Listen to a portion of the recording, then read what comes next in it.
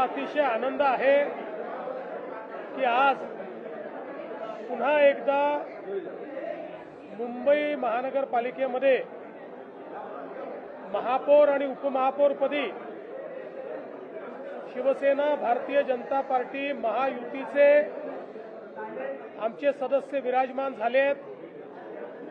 महापौरपदी सौ रितू तावडे आणि उपमहापौरपदी श्री संजय घाडी असे दोनही महायुतीचे शिलेदार हे आज विराजमान झाले आहेत आणि एक या महानगरपालिकेला लोकाभिमुख आणि पारदर्शी प्रशासन देण्याच्या बद्दल मी आणि शिंदे साहेबांनी जी लोकांना मतं मागितली होती आणि मुंबईच्या जनतेने जो प्रतिसाद दिला होता त्या प्रतिसादाला अनुरूप अशा प्रकारचं आज या ठिकाणी पदारोहण होत आहे। मी विशेषतः महापौर सौ रितू तावडे यांचं अभिनंदन करतो।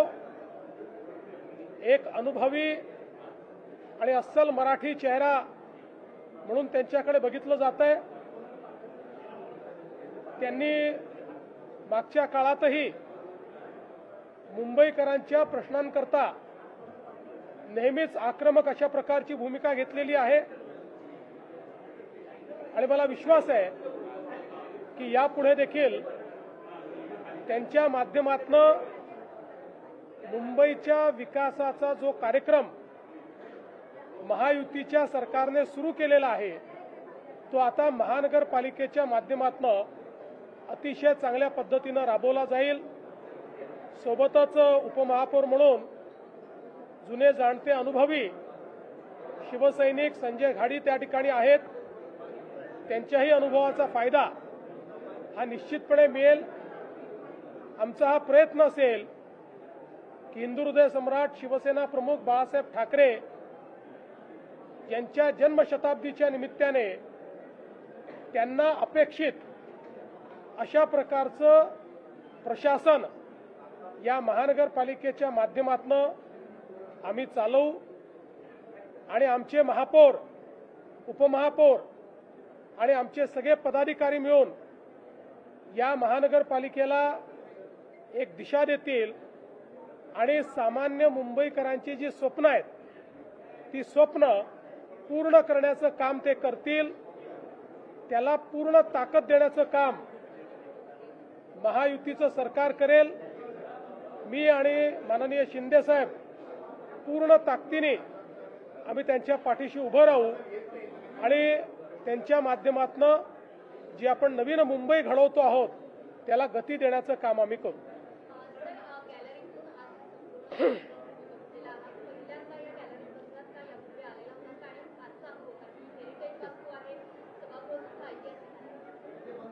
या गॅलरीमध्ये मी पहिल्यांदाच बसलो।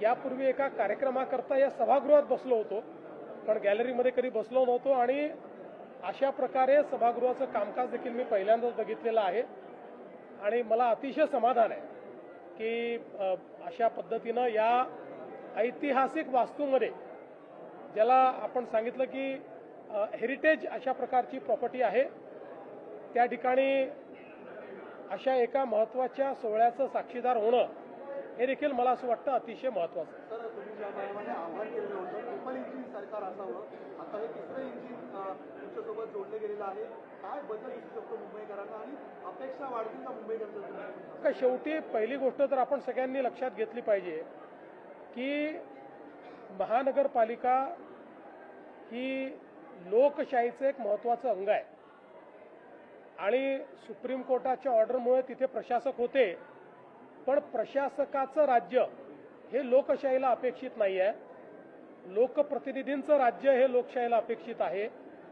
आणि ते राज्य पुन्हा एकदा प्रस्थापित झालेलं आहे। त्यामुळे मला विश्वास आहे की जनसामान्यांना आपले लोकप्रतिनिधी हे अधिक जवळचे वाटतात, ते अधिक अप्रोचेबल आणि ॲक्सेसेबल वाटतात। तो परिणाम मुंबईमध्ये दिसून पडेल।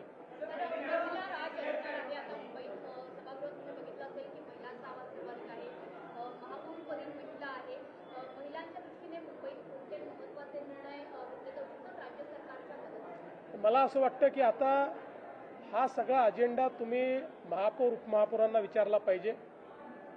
ते बसले आहेत, आता त्यांचं काम त्यांना करायचं आहे.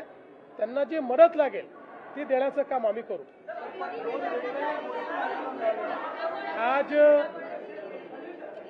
आज बहुत हर्ष की बात है कि मुंबई महानगर पालिका में हमारी भारतीय जनता पार्टी शिवसेना महायुति की महापौर श्रीमती रितु तावड़े, इनका निर्विरोध चुनाव हुआ है और साथ ही में उपमहापौर के तौर पर हमारे महायुति के संजय घाड़ी, इनका चुनाव हुआ है.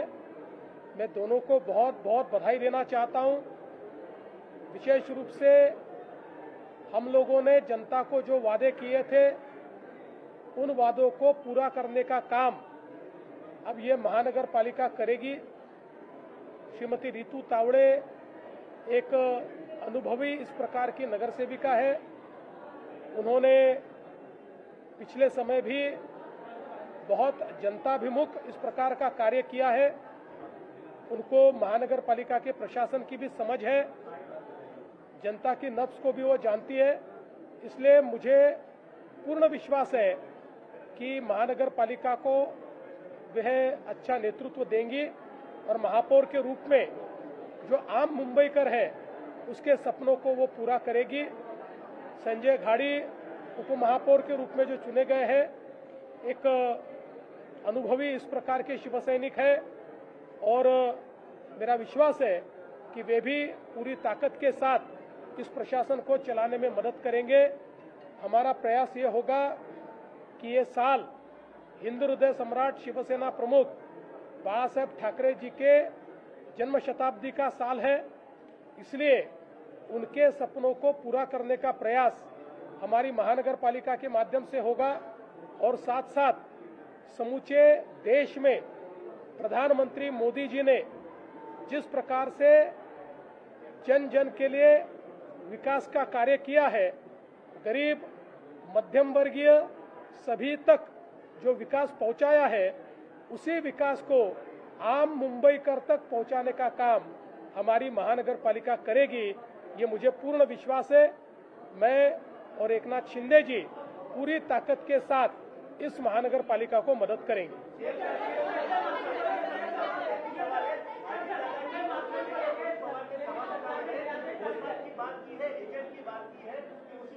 देखिए, मैंने रोहित पवार जी का वो जो उन्होंने बात कही वो मैंने देखा नहीं.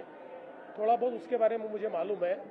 मुझे ऐसा लगता है कि किसी के भी मन में कोई शंका होगी तो उस शंका का निरसन होना चाहिए.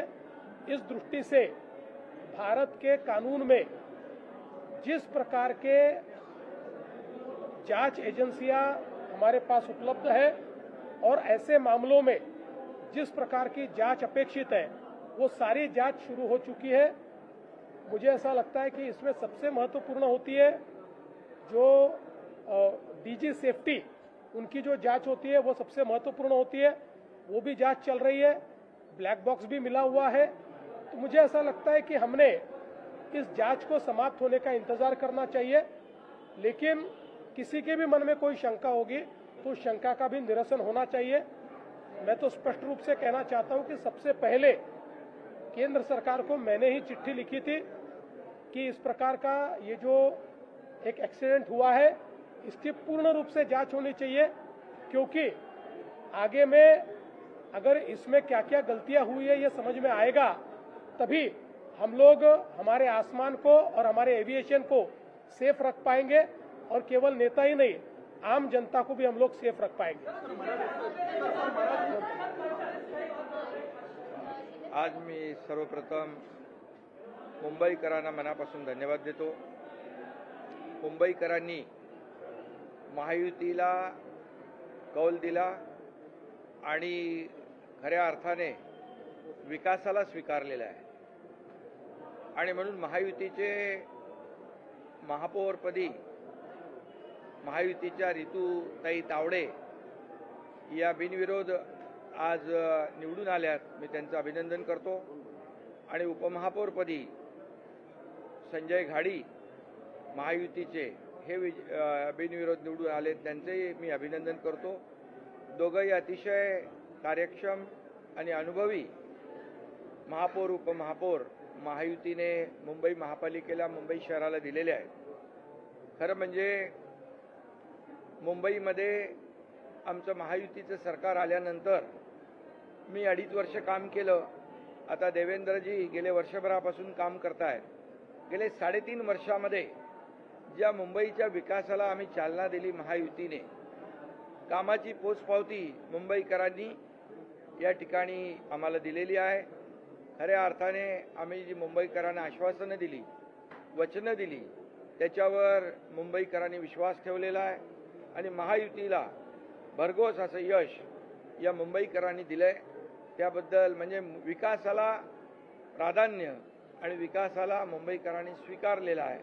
बाकी गोष्टी मी आज काय बोलत नाही, परंतु गेले 25 वर्ष जे मुंबईकर विकासापासून वंचित होते, त्या मुंबईकरांना गेल्या काही वर्षामध्ये आपण पाहिलं की विकासाची जी काही आवश्यकता होती, मुंबईला जागतिक दर्जाचं शहर व्हावं अशा प्रकारची भूमिका आमची महायुतीची आहे. आणि म्हणून मुख्यमंत्री महोदयांच्या मार्गदर्शनाखाली आज महायुती सरकार आम्ही काम करतोय महायुती सरकारमध्ये. आणि मुंबई शहरासाठी जे जे काही आवश्यक आहे ते देण्याचं काम या ठिकाणी आम्ही करू. त्याचबरोबर बाळासाहेबांची जन्मशताब्दी आहे वर्ष, आणि म्हणून या जन्मशताब्दी वर्षानिमित्त बाळासाहेबांची जी स्वप्न होती ती देखील पूर्ण करण्याचं काम महायुती करेल. त्यांचं स्वप्न होतं झोपडपट्टीमुक्त मुंबई, 40 लाख लोकांना घरं. त्याची सुरुवात आम्ही केलेली आहे SRAच्या क्लस्टरच्या माध्यमातून. आणि म्हणून मुंबईकरांना विकास पाहिजे आहे आणि म्हणून विकासाला त्यांनी स्वीकारलेला आहे. मुंबई खड्डेमुक्त झाली पाहिजे, मुंबईला शुद्ध पिण्याचं पाणी मिळालं पाहिजे, मुंबई भ्रष्टाचार मुक्त झाली पाहिजे, मुंबई प्रदूषण मुक्त झाली पाहिजे, मुंबई ड्रग फ्री झाली पाहिजे. अशा प्रकारची भूमिका सरकारची महायुतीची आहे. आणि त्यामुळे मुंबई हे जागतिक दर्जाचं शहर आहे. त्याच्यामध्ये जे जे काही आवश्यक आहे ते देण्याचं काम महायुती सरकार करेल. या दोन्ही महापौर आणि उपमहापौर आणि सर्व महायुतीच्या पदाधिकाऱ्यांना पूर्ण पाठिंबा महायुती सरकार देईल हा विश्वास या ठिकाणी देतो. आणि त्याचबरोबर देशाचे प्रधानमंत्री नरेंद्र मोदीजी यांनी मुंबईला ग्लोबल फिनटेक कॅपिटल करायचं अशा प्रकारचं जे स्वप्न पाहिलेलं आहे. कारण ज्या वेळेस मुंबईला प्रधानमंत्री महोदय उद्घाटनाला येतात त्या वेळेस त्यांना अपेक्षित असलेली मुंबई, बाळासाहेबांना अपेक्षित असलेली मुंबई या ठिकाणी देण्याचं काम महायुती करेल असा विश्वास या ठिकाणी देतो. आणि पुन्हा एकदा मी महायुतीच्या सर्व कार्यकर्त्यांचं मनापासून अभिनंदन करतो की त्यांनी मेहनत घेऊन महायुतीचे नगरसेवक निवडून आणले, महायुतीला मोठा विजय मिळाला. आणि म्हणून मुंबईकरांना पुन्हा एकदा मनापासून मी खूप खूप धन्यवाद देतो.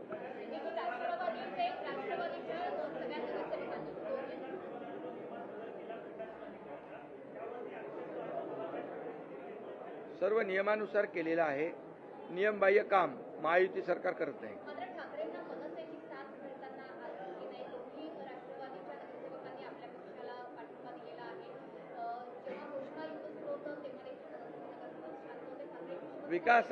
विकासाला पाठिंबा त्यांनी दिलेला आहे आणि त्यांना विश्वास आहे की महायुती सरकार गेले 3.5 वर्षामध्ये जे काम करते आहे आणि त्या कामावर त्यांनी विश्वास दाखवला आहे. त्यांना विकास पाहिजे, ते सोबत येत आहेत.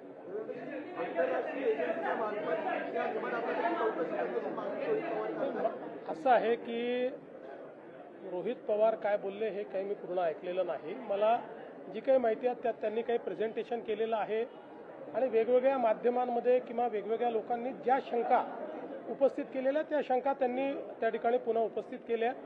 पहिल्यांदा तर अजितदादा पवार हे आपले महाराष्ट्राचे लाडके आणि अतिशय वरिष्ठ अशा प्रकारचं नेतृत्व होतं. त्यामुळे त्यांच्या अपघाताची पूर्ण सखोल आणि नीट चौकशी झाली पाहिजे. ही मागणी काही चुकीची नाही. पहिल्यांदा ही मागणी मी स्वतः केली होती. आपल्याला कल्पना असेल तर मी केंद्र सरकारला पत्र लिहून या अपघाताची योग्य प्रकारे चौकशी करावी असं सांगितलं होतं. त्याच्यावर केंद्रीय नागरी उड्डयन मंत्र्यांनी विशेष चौकशी गठीत करून त्या संदर्भातलं पत्र देखील मला पाठवलेलं आहे. आता ही सगळी चौकशी चाललेली आहे. मुळातच मला एक गोष्ट अशी वाटते की या संदर्भात जी काही चौकशी चालली आहे ती पूर्ण न होता आपण जर तर्कवितर्क केले तर त्यातनं लोकांच्या मनामध्ये वेगवेगळे कन्फ्युजन्स तयार होतात. देशामध्ये जे DG एव्हिएशन सेफ्टी आहेत हे सगळ्यात मोठं ऑफिस आहे. देशात आजपर्यंत झालेल्या सगळ्या अपघातांमध्ये त्यांनीच इन्व्हेस्टिगेशन केलेलं आहे. त्यांचं इन्व्हेस्टिगेशन चाललं आहे. पॅरलली CIDचं इन्व्हेस्टिगेशन चाललं आहे. अजून DGCAचं इन्व्हेस्टिगेशन चाललेलं आहे. ब्लॅक बॉक्स जो आहे तो पूर्णपणे सापडलेला आहे. जे काही रिअर पार्ट्स असतात ते देखील सापडलेले आहेत. जे कम्युनिकेशन पायलट आणि ATC मध्ये होतं ते कम्युनिकेशन देखील त्या ठिकाणी डिजिटाईज असतं. त्यामुळे सगळ्या गोष्टी मला असं वाटतं की त्या ठिकाणी आहेत. तिथले जे काही नमुने आहेत ते त्यांनी नेलेले आहेत. त्याचा देखील जो काही फॉरेन्सिक आणि बाकी ऑडिट करावं लागतं ते चाललेलं आहे. अशा परिस्थितीमध्ये मला असं वाटतं की ही जी चौकशी आहे ती चौकशी आपण पूर्ण होऊ दिली पाहिजे. आणि माझं स्वतःचं मत असं आहे की भारतातल्या चौकशी यंत्रणांवर कोणीही त्या ठिकाणी गैरविश्वास किंवा अविश्वास दाखवू नये. कारण आज भारतातल्या चौकशी एजन्सीज या आंतरराष्ट्रीय स्तराच्या आहेत. अनेक छोट्या देशांमध्ये आपल्याकडनं चौकशी करता लोक बोलवले जातात. मला असं वाटतं की ठीक आहे, भावनेच्या भरात कदाचित ते असं बोलले असतील, पण साधारणपणे आपल्या देशातल्या एजन्सीजवर आपण कधी अविश्वास अशा पद्धतीनं दाखवत नाही. याही ठिकाणी दाखवण्याचं कारण नाही. आपल्या सर्वांचेच ते लाडके नेते होते. प्रत्येकालाच असं वाटतंय की त्यांच्या या अपघाताचं सगळं सत्य बाहेर आलं पाहिजे. ते सत्य निश्चितपणे बाहेर येईल हा मला विश्वास आहे. या संदर्भात त्यांचे जर काही मुद्दे असतील तर ते त्यांनी DG सेफ्टीकडे पाठवून दिले पाहिजेत आणि त्या संदर्भात DG सेफ्टीने त्याही संदर्भातले जे काही शंका असतील त्या शंकांचं निरसन केलं पाहिजे. आणि मला असं वाटतं की एकूणच शंका व्यक्त करणं काही चुकीचं नाहीये. फक्त कुठल्याही राजकीय हेतूने याचा उपयोग होणार नाही आणि आपण अजितदादांच्या दुर्दैवी मृत्यूचं राजकारण करणार नाही. याबाबत मात्र प्रत्येकाने मी कुठल्या व्यक्तीचं बोलत नाही, प्रत्येकाने याबद्दल जरा लक्ष दिलं पाहिजे.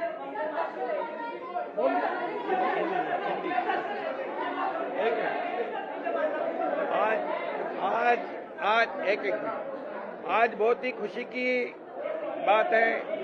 हमारे महायुति के लिए खुशी का दिन है कि आज मुंबई वासियों ने महायुति को आज बहुमत दिया है और महायुति का महापौर और महायुति का उपमहापौर, महायुति के महापौर हमारी रितुबेन तावड़े और महायुति के उपमहापौर संजय घाड़ी, ये दोनों आज निर्विरोध यहाँ पर चुनकर आए हैं. मैं उनका अभिनंदन करता हूँ. मुंबई वासियों को भी बहुत बहुत धन्यवाद देता हूँ कि उन्होंने महायुति पर विश्वास रखा है, विकास को चुना है और विकास को स्वीकारा है. हमारे 3.5 सालों के कामों का उन्होंने इस चुनाव में हमें जीत के रूप में मुंबई वासियों ने महायुति को चुनकर दिया है. इसलिए मैं मुंबई वासियों को धन्यवाद देता हूँ.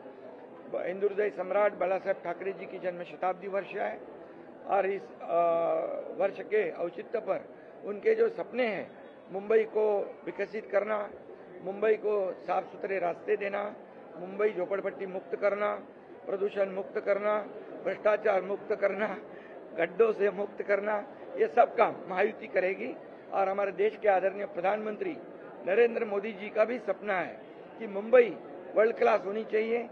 जागतिक दर्जा मुंबई को प्राप्त है और मुंबई फिनटेक कैपिटल होनी चाहिए. मुंबई पूरे दुनिया के लोग यहाँ आते हैं, उनको वैसी सुविधा मिलनी चाहिए. ये देने का काम ये महापालिका को, ये महापौर उप महापौर पूरे उनके सहयोगी लोगों को, देवेंद्र जी मुख्यमंत्री और मैं खुद, हम महायुति पूरी तरह उनको सपोर्ट करेंगे, विकास को आगे बढ़ाएंगे और मुंबई को और 4 चांद लगाएंगे।